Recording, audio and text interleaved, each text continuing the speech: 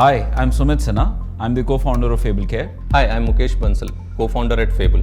Mukesh and I started this company 2 years ago, primarily focusing on chronic diseases in India. We started Fable Care with primarily one objective, which is to serve the chronic disease patients in our country. And this is what we have been able to achieve in the last 2 years. We are currently impacting more than 60,000 patients in India and are operational for more than 800 plus doctors in India. And this is leading to a massive revolution that we have kickstarted. Our doctors have been able to save a lot of patient lives, more than 100 in the last 18 months since we were operational. We have been quite effective, and that is one of the reasons why Omron has chosen us as partners in India, where the largest hypertension company, which is Fable, and the largest device manufacturer of hypertension management devices in the world are coming together to launch India's largest hypertension management program.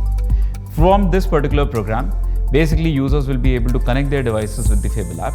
The data will come automatically to Fable app, and which will go to the doctor immediately. If there is any anomaly, that will be reported to the doctor and also with the right guidance to the patient in terms of what is it that they need to do.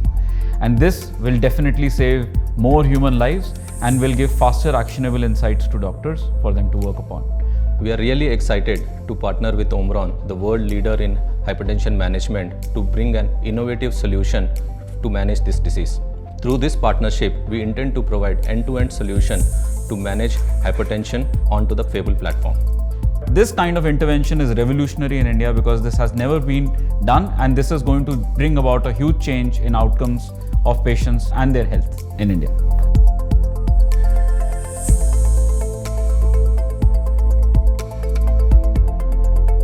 Our vision is making happen about the zero heart attack and zero brain strokes. Fable and Omron can make it happen.